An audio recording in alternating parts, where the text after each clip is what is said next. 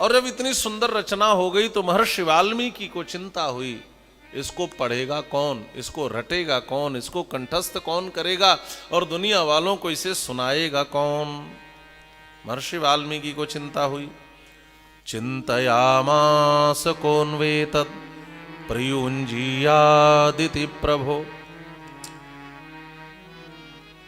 कौन इसको पढ़ेगा। और चिंता स्वाभाविक है, और ये हमेशा से चिंता होती रहती है, हर किसी को होती रहती है। जिसके पास कोई संपदा है उसका चिंता, उसको चिंतित होना स्वाभाविक है। अच्छा मान लीजिए आप लोग खूब धन संपत्ति जुटा ले और कोई बेटा ना हो तो चिंता होगी कि नहीं, कि इसका असली वारिस कौन होगा, इसका सुयोग्य उत्तराधिकारी कौन होगा। जैसे संसारियों को अपनी संपदा बचाने की चिंता होती है, वैसे ऋषि महात्माओं को भी सारस्वत संपदा बचाने की चिंता होती है। इस सारस्वत संपदा का अधिकारी कौन होगा, उत्तराधिकारी कौन होगा। और एक बड़ी बड़ी समस्या है, और सुयोग्य उत्तराधिकारी न मिले तो संपदा नष्ट हो जाती है हमारा।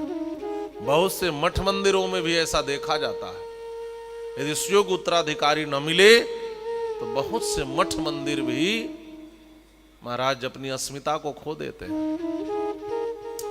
इसलिए सुयोग्य उत्तराधिकारी चुनना भी एक महती जिम्मेदारी होती है,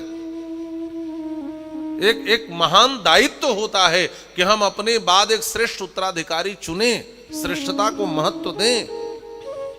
अच्छा समाज में सांसारिक संपत्ति के उत्तराधिकारी तो बहुत मिलेंगे, तुरंत मिल जाएंगे महाराज। हाँ बड़ा मठ मंदिर मिल रहा हो मिल जाए मुझे, बड़ा भव्य बना है, बड़ा बढ़िया बना है, मुझे मिल जाए।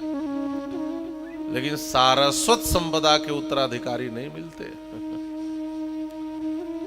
बहुत से आचार्य, बहुत से संगीतविद, बहुत से ज्योतिषविद, बहुत से शास्त्रविद अपनी विद्या को लिए चले जाते हैं, एक सुयोग्य उत्तराधिकारी नहीं मिल पाता। एक बड़ी समस्या है ये। आजकल ये हर जगह ऐसा हो रहा है महाराज। आजकल सारस्वत संपदा का उत्तराधिकारी मिलना बहुत कठिन है। पहले भी ऋषि चिंता करते थे, आज भी चिंता करते हैं। आपकी विद्या आपके साथ चली न जाए, एक सुयोग्य को हम उस विद्या का दान कर दें। आज भी आते हैं, हम लोग भी देखते हैं, कथा सीखने भी तमाम लोग अयोध्या में आते हैं। और कथा सीखने आते हैं तो कहते हैं कि स्वामी जी चिन्ह लगवा दीजिए कौन कौन श्लोक रटे, और वो ग्रंथों में चिन्ह लगवाते हैं और सीखने हारमोनियम जाते हैं। क्यों? क्योंकि लोग संगीत ही ज्यादा सुनते हैं। हमारे लक्ष्मण जी बैठे हैं, जानते होंगे। अधिकतर वक्ता शास्त्र सीखने पर उतना ध्यान नहीं देते जितना संगीत सीखने पर ध्यान देते हैं।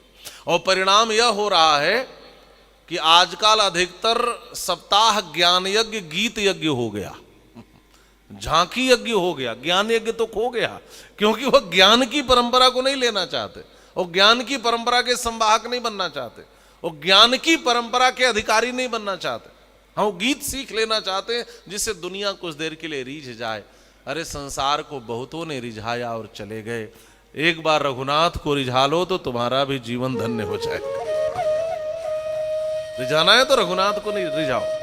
भागवत के महात्म्य में लिखा है कथा कैसी होनी चाहिए, तो कहा कृष्ण संतोष हेतुकम, जिससे कृष्ण को संतोष मिले महाराज, जिस कथा से भगवान भी प्रसन्न हो जाए वो कथा कथा होती है। अन्यथा कथा का एक अर्थ यह भी होता है कथ्यते इति कथा, जो कहा जाए वही कथा है। कुछ भी कह दो कथा मान ली जाएगी, कुछ भी कह दो कथा मान ली जाएगी। और हमारे इस अयोध्या के आचार्य श्री थे, हम लोग भी कुछ उनसे पढ़े, पूज्य आचार्य श्री कृपा शंकर जी रामायण, नाम सुना होगा आपने। एक बार रामायण मेला के मंच पर ही अयोध्या में बोल रहे थे, उन्होंने एक पीड़ा बोली। उन्होंने कहा कि मैं एक जगह एक बार झांसी में गया था कथा करने, तो एक माता जी आई और उन्होंने कहा कि आपको कथा करने ही नहीं आती। तो उन्होंने कहा कि क्यों, इतने बड़े आचार्य, उनके जाने के बाद तो हमारी अयोध्या में पठन पाठन की उतनी अच्छी परंपरा नहीं रही, उनके साथ ही चले गए। ऐसे अद्भुत, मैं उनको कथा का पितामह कहता हूं महाराज, ऐसे कथावाचक। तो माता जी ने कहा कि यदि आप भी अच्छी कथा सुनाए होते तो 500 चढ़ाई होती, लेकिन आपकी कथा सुनकर केवल 50 रुपए चढ़ाऊंगे। तो वो हंसने लगे। उन्होंने कहा कि अच्छा माता जी अच्छी कथा कौन सी, तो कहा उन्होंने कि आपने झाड़ू वाली कथा नहीं सुनाई। आपने वो झगड़े वाली कथा नहीं सुनाई, आपने वो नाई वाली कथा नहीं सुनाई। तो उन्होंने कहा कि भागवत के नाम पर लोगों ने इतना उल जलूल सुना दिया है कि जो लोग कभी भागवत नहीं पढ़े सुने हैं वो तो भोले भाले लोग यही समझते हैं कि यही भागवत है, यही भागवत है। और इसका परिणाम यह हुआ कि जो मूल कथाएं थी वो छूट सी गई हैं, और हम केवल दृष्टांतों को कथाओं के माध्यम से, दृष्टांत केवल उतना ही होना चाहिए, गीत उतना ही होना चाहिए जितना भोजन में चटनी दिया जाए। और खाली चटनी ही परोसते चले जाएं चटपटा कारण, तो मूल विषय तो छूट जाएगा, मूल बात तो छूट जाएगी, मूल व्यंजन तो छूट जाएगा, और भगवत रस तो छूट जाता है महाराज।